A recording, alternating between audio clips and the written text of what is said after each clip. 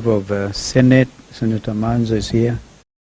National Assembly, Mheshimiwa Patrick Makau, Mheshimiwa Mwanamule. We have Governor Waititu. We have Majority Leader, County Assembly Makwiny, and some MCAs also from like Irene Mulu from Machakos County. We have Deputy Chair Ann Kanyi of Wiper Democratic Movement. Of course, you all know by now, Ndengo Njiru is actually a black bull, easily translated. Jude Jomo, Mheshimiwa. Where's Mheshimiwa Jude? He's right here. We also recognize Damari, call her my daughter, Kiambu constituency. We have some MCAs from Kitui. That is Mercy there. But Mzee wa Bagusi, businessmen and professionals. Mzee Nyambane is actually Zakayo. But Zakia, Zakaya. FJNC, come on. This lady here is Kameme. Oh, Kameme. And also, she was second for the women rep. Thank you. She lost marriage. Oh, well done. Former MC also. Yeah, just mention MCA Kiambu. Karisho. Ah, good. But of course, today we call each other Mwanaiya. In Kikamba means brother. A former MP for Limuru, Mheshimiwa Peter Mwadhi. Part of the reason we are here, literally.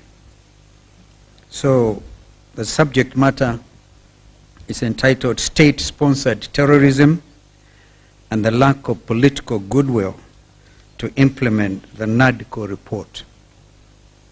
Good afternoon, ladies and gentlemen, and thank you for joining us here at this center.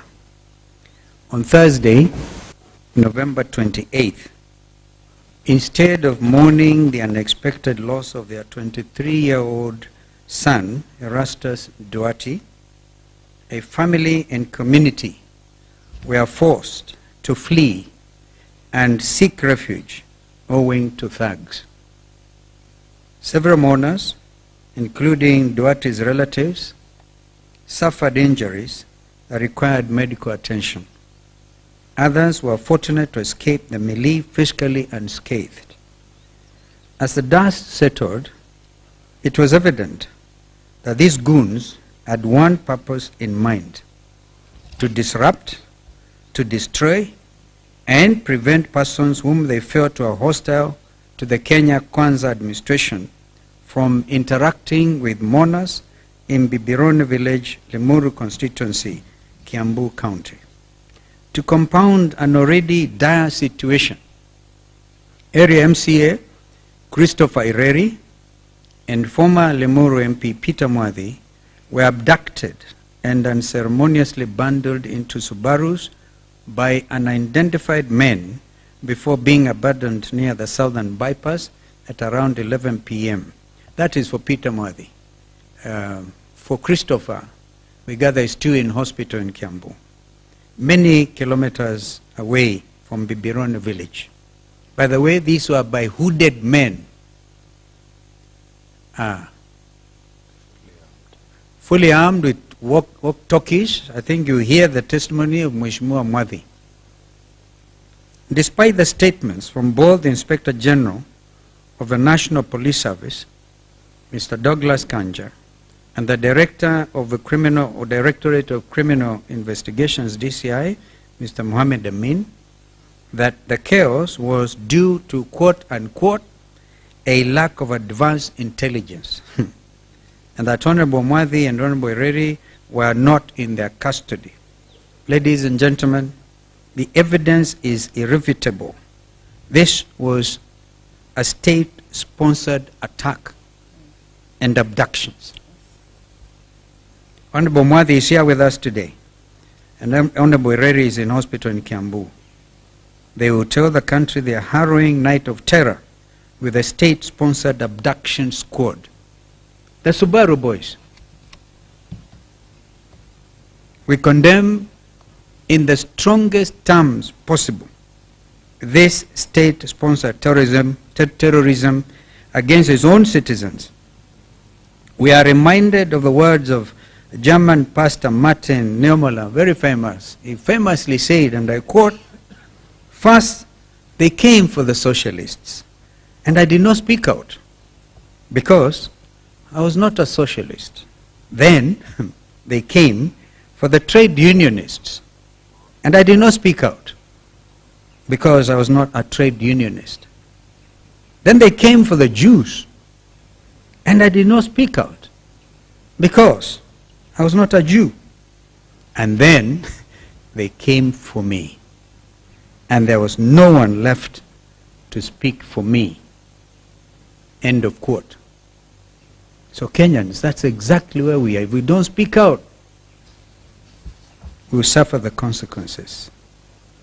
Ladies and gentlemen, a terrorist attack on one Kenyan is an attack on all of us, regardless of race, ethnic community, and political persuasion. An abduction of one of us is an affront to all who believe in a free and democratic society. We therefore call upon all Kenyans, irrespective of the political persuasion, to call out this rogue regime and in one accord say, no, no more state-sponsored terrorism. Fellow Kenyans, we can now attest to the power of our combined protest voices against poor governance and corruption. Kenyans from all walks of life protested peacefully in the courts, on social media, and in print and broadcast media against the Adani Group's opaque, non-competitive, and secretive deals to take over Jomo Kenyatta International Airport, JKIA, and the Kenya Electricity Transmission Company, KETRACO. It was the U.S. Department of Justice's indictment of Adani for violations of the Foreign Corrupt Practices Act, a U.S. anti-bribery law that finally forced Mr. Ruto to concede and purports to cancel the Adani Group deals in the transport and the health sectors on Thursday, November 21, during the State of the Nation address. Whether or not Mr. Ruto's embarrassing concession was due to foreign intervention, it is clear that he did not listen to his fellow Kenyans as he later claimed.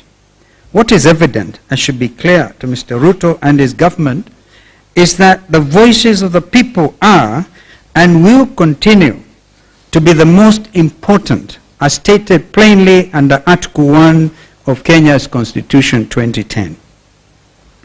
While we, the People's Law Opposition, acknowledge, encourage, and respect people's voices, the victory is by no means complete. The opaqueness in the purported cancellation of the JKI and KETRACO deals needs to be examined. In addition, the Adani connection, the Social Health Authority, SHA, and Social Health Insurance Fund, SHIF, the Adani needs to be severed immediately. Ladies and gentlemen,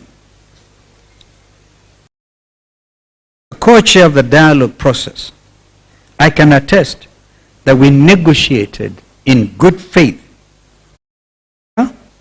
This regime has demonstrated time and again that they are not interested in justice or in the interests of Kenyans. Since the tabling of the report in Parliament almost a year ago, on December 7th, 2023, the NADCO agreement has not been implemented. The few concessions on the cost of living have not even been honored.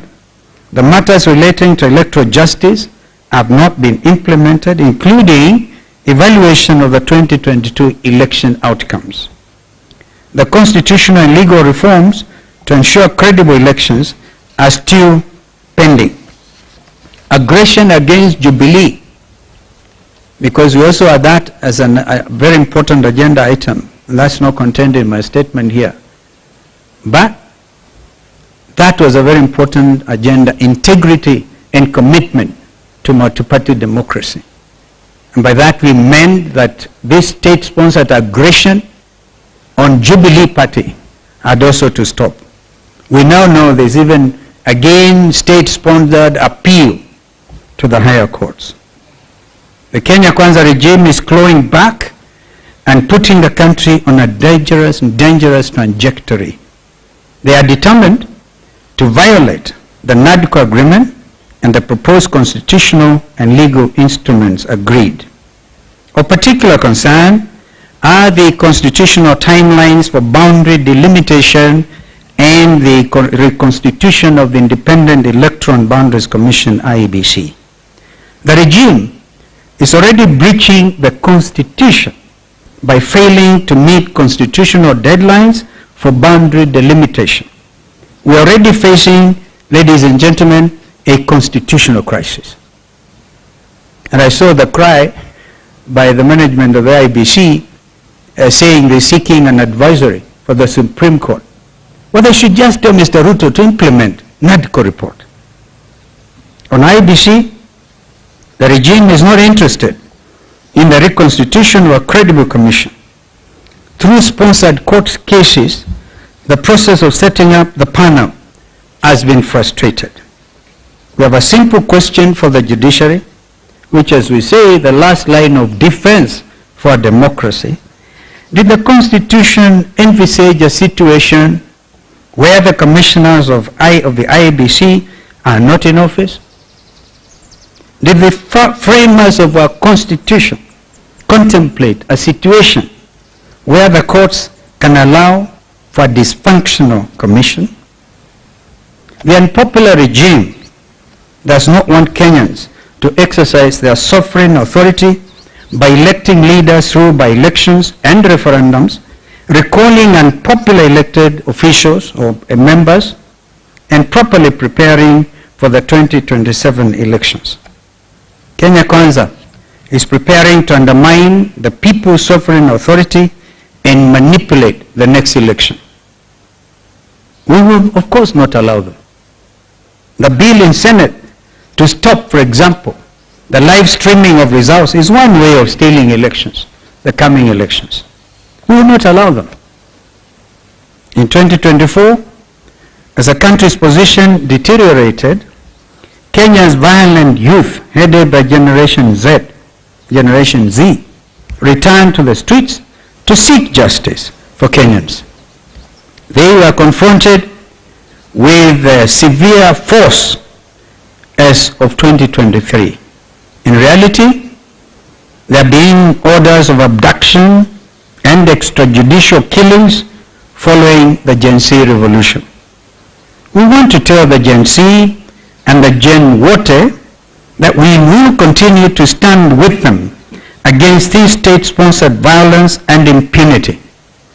We are still unearthing evidence of infractions, including those that contravene international law. The regime cannot understand the just demands of Kenyans cannot be wished away. As the lives of Kenyans become intolerable and precarious, we continue to demand justice. The next mandamanos will resolve Kenya's problems once and for all. Finally, we want to warn the Kenya Kwanza regime in the clearest possible terms. We will not allow A, the balkanization of our nation. B, we will never again allow the rigging of elections.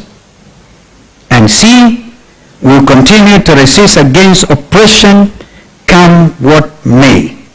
Thank you very much, and may God bless our country, Kenya. Asanteni. Kama kuna swali, but probably before you ask, maybe give opportunity to Mheshimiwa Peter Mwadhi.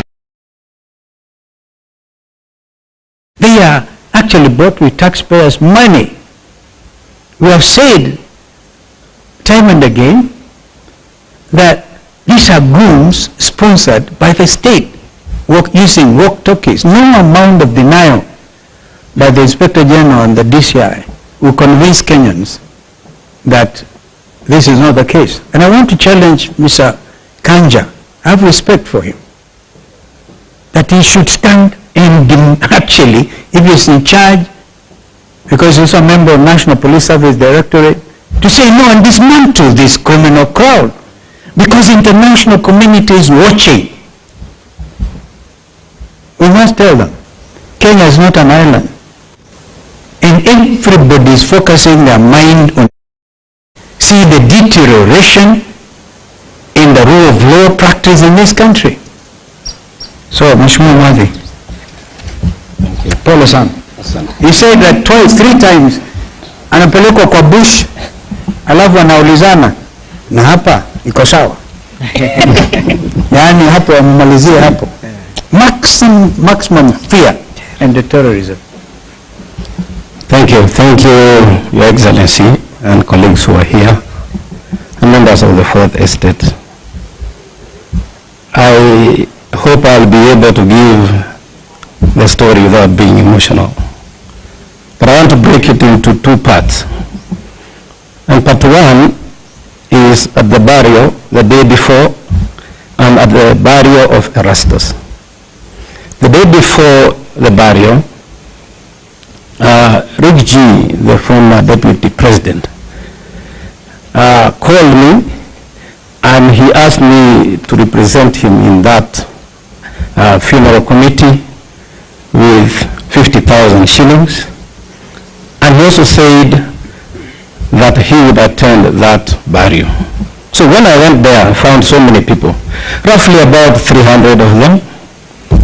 And when I spoke to them, because they gathered, I spoke about what Rinji had told me, pole, kwa familia, and then I also brought my pole.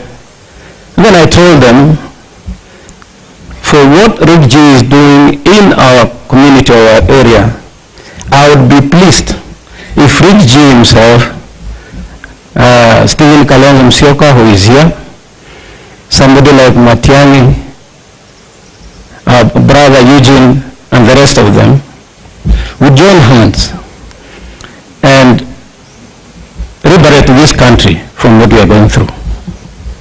The people who are there were very excited, extremely excited, even to hear that Rick G was going to come. But more importantly, when they heard that there is intention to bring all of us together so that we can liberate our country. That was the day before. And so I told Rick G watu wamepokea vizuri na wamesema unaweza kuja. And therefore the next day he called me and asked me, can you wait for me in an appointed place so that we can go together? And we did so. And he came and we went. I'm trying to make it short. And on reaching there, we found a very excited crowd. Because I can tell you, on our arrival, an announcement that we have arrived, the crowd went wild. They were cheering, they welcomed us, the MC also did the same. We got a place where to sit. But when we sat, I observed one thing that was unique. That the area MP, one John Kiragochege, had declined to sit where the VIP tent was, and he decided to go and sit where the Akorino bishops were. And I asked, why would it happen? I just asked somebody. And they said he was offered and he declined. And so we sat in and listened to the people who were speaking, and then we listened to the sermon. Everything was looking okay. But at one point, when the bishop, the main bishop, was preaching, there was sudden influx of young men, who came from 3 different directions. Most of them did not come to stand or sit where we were. What they did is that they sat next to the fence, others near the gate, and the rest were somewhere near the toilet. And at one time I remember I went to the washroom, And there is, now when I was thinking later, there was this one person who had a cape and had a mask, was like hooded, who from afar escorted me to the toilet, though I had my voice. Then he came back and went behind the VIP tent. I did not take offense because I didn't know who he was. I'm saying that because you'll hear what happens when I get into the Subarus. So many people spoke, but I want to bring it to where I was invited by the area MCA. And the area MCA specifically, he actually hit out at the local MP for going to vote no, to vote yes against Rigathi. For that impeachment motion, as his vote was the vote of Limuru, and he said that was not our wish. Na watu wakapiga makofi sana. Then he is the one who invited me. I broke my speech into two. One, and I told the people, I'll give message of condolence, which I did. The second, I'll tell you why I will talk about Rigathi. So the first part went on well. Then I came to the second part, and I started talking about how Rigathi had come and campaigned against me. However, I was now sharing a platform with him because we had decided to bury our interest in the greater interest of the community and the region. And as I started talking about Rigathi, there was a huge surge of youth who came specifically to the VIP tent. And I noted that VIP tent was like a target. So I was speaking and looking at them and trying to bring peace, telling them I'm peaceful, everybody who is here is peaceful. And they said, don't tell us about Rigathi. We would have voted for you, but he told us not to vote for you. I told them, that's fine. Even me, I would even probably not speak to him. But now that we have a common problem, we need to move together. They now started shouting back, said, no, we are not going to allow it. The first person to shout that, I told him, just relax. I explained, then you tell me whether what I've said is okay. But another person, a second one, shouted back. The third event was somebody who pulled out the support of the tent. In that tent, that I'm seeing now, when I saw the tent was collapsing on him, I kind of stopped because I wondered, where am I going? A visitor is almost going down with the tent. But they pushed me out. Some of them are here. And of course, Rigathi had his own security. They took him to the car and held both roofs. They ran after us. And I want to make this clear that they had intentions. Because for the first time, I ran frantically for 2 kilometers. You look like a marathon. And what still is because it was downhill. So by the time I got where I was going, my knees were aching. Yeah, it's not a laughing matter, but we can laugh about it. And then at one time again we got onto the road, and then we saw those guys coming. Then they said, my guys told me, you know, these guys are carrying machetes, they are carrying pangas, some nut rungus. So the best thing you can do to sipita barabara, when they see they can't get you, wataingia kwa boda boda, alafu watafika mahali tuko. And indeed I did that. And therefore we got into one of the houses. I want to believe he's a cousin of Baba Yao, because he so introduced himself. And when we got there, he told us, you are not going to pass through the actual path. Mutapitia kwa majani, mutapitia kwa mahindi, na mutapitia kwa napier grass, and into the forest so that they don't see you. When we explained what was happening. And he quickly said, can you take off? Because probably imagined what kind of harm there was going to be. So we took off, and we ended up in some road, and one of my PAs, then I told him, now that we're here, what do we do? I cannot go to walking to the main road. I don't know what will happen. So he said, we'll ask for a taxi. And he asked for a taxi. And this taxi came, it was very near the main road.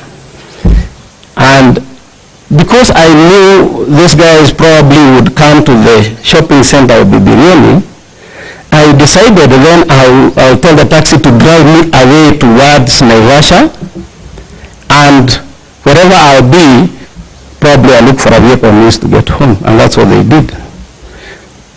In the meantime, I was trying to call my guys. My driver was not picking, but at least one of the guys picked and he said, it's okay. Vehicles have been hammered, but you just go, we will see what to do. So to me, I took off on the way towards flyover. There's a center called flyover. And we were in that taxi. There are two Subarus. One black came in front. One green was at the back. But the one that came in front just stopped askew in front of us. And then this other one, when we checked, it was just almost knocking the bumper of the taxi. So two guys came from the front one. They opened the rear door. I was seated with the area MCA. I had my phone, and I'm saying that because the area MCA's phone had fallen off. Where is it? He said, I cannot trace it. Tukapiga ikawa inalia lakini haichukuliwi. Akaniambia imeanguka huko kwa kiwanja. Sasa yangu nilikuwa naye. And when they took us into the first vehicle, a few meters, like 100, they stopped again. Both of them very close range. And they pulled him out into the rear car. And then a guy came from behind and I was sandwiched. McHugh. All these guys were hooded.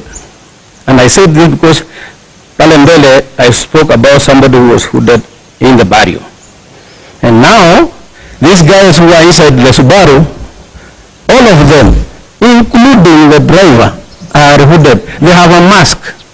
And they have, one had a cape and the others had baklava.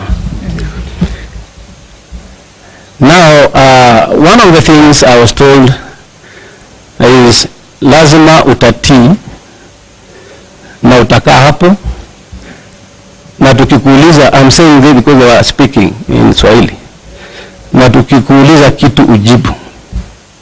Umesikia? The only time I was allowed to check sideways, because later they told me usiangalie kando, uangalie mbele, is only when they asked, unaona hii ni nini? Na pande hiyo ingine ni nini? Those were shotguns. I've been a chairman of security, I know them. Now, one of the significant things is, nimeona they have shotguns. The numbers, the vehicles don't have number plates. And the guy in front has a walkie-talkie. So my conclusion was, who would be like this, driving a vehicle like this? Having seen what Gen Z was going through, nikajua I am in for it. And so I said I'll answer. And the long and short of it, the questions were telling. One question I was asked immediately is whether I love myself. And I said yes. The second thing they asked is, do you have a wife? And I said yes. Do you love her? And I said yes. Tunaenda tu. Do you have children? Yes. How many? Nikawambia I have 4 children. 2 boys, 2 girls. Nikaanda kueleza, you are talking too much. You must answer after you are asked a question. So nikasema ndio saa. And therefore they asked, do you have these children? Yes. Wanafanya kazi? Ndio. Unawapenda? Ndio. Haya. Then they kept squat, tukafika kwa that place called flyover. They took the road towards, I think it goes to Thika. Yes, yes. And it passes through some forest. That road is rough. And those guys can drive very roughly. Nilikuwa nasikia people inagonga tu. And you know now, since they are holding their shotguns here, ikitingika hivi unasikia ni kama you have been shot. So I'm saying my last prayers anyway. You don't know what is happening. And tukafika mahali kuna msitu na kuna stinging nettles. In Kikuyu we call it the fire. I don't know whether that's the right word. Yes. So when we reached there, one of them asked, "Hapa ni sawa?" Akasema hapana. But the other one said no. Tukaenda kidogo wanaingia kwa msitu. Na hapa hapana. Can tell me which road it goes towards that hospital Kijabi or something. Yes. And they stopped at some forest. And then hata mmoja alitoka hapo. Kaulizwa hapo ni sawa, akasema hapa ni sawa. Mimi nikasema now that is it. I'm done. At that point jamaa karudi akasema hebu niambie wewe uko na Twitter account? Nikamwambia ndio. Nani anakuandikia hiyo Twitter account? Nikasema ni mimi, I do it. Ni vitu gani unaandika hapo? Nikamwambia naandika zile vitu na ukota kutoka kwa group na vile Kenya kunaendelea, kama kuna shida naandika. Kwa hiyo wewe ndio unajua sana. Kaambia hapana, ukiangalia zile vitu nimeandika zote ni zile watu wengine wanasema. Na wewe unapenda serikali? I know I lied because I said yes. But I don't like it. To survive. Yeah, I lied. I said yes. I said, wakasema, haya, twende. So we went down and they got onto the Mahi road and then we took off towards Narok. Now towards Narok, we got into a place, kuna mahali hakuna manyumba, but there are some thickets. They stopped there. That was the third time. And said, hapa ndio mwisho. So I didn't know whether ni mwisho wa safari ama ni mwisho yangu. Kasema hapa ni sawa kabisa. So I asked, nilikuwa mnataka nifanye aje? Because mimi sijaongea kitu mbaya. Mkiangalia vile niliongea pale kwa mazishi, nyamaza. Sisi tuko kazi. They said, keep quiet, we are doing our work. Kasema asante. Even bad things wakisema nasema asante. Then all of a sudden then akapinduka, and from that point towards Mahi, there was intense discussion between them and somebody ule alikuwa mbele ndio alikuwa anauliza wanasema kilo chali bravo or something, vitu kama hizo. I know it's some coded word and mostly used by police. Now having been a chair of security, I know that, and maybe other people they use. But now I'm convinced that hizi magari hasima namba, watu wako na guns, wamejihud na wanaongea kilo chali, and I saw what happened to the jersey. Then I knew I was obviously with those kind of people who are molesting peace-loving Kenyans just to stifle democracy.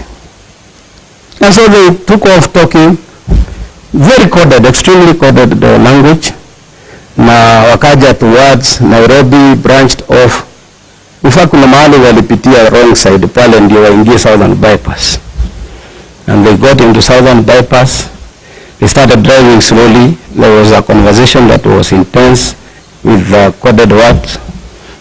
And then they said, unajua tunaweza kukua. Now, when they said this, and I knew that road goes towards Ngong Forest, I knew my life is over. Nikasema ndio, but hakuna kitu kibaya mimi nimefanya. Na hakuna mtu nimetusi. And so, tukaja tu, then they started speeding.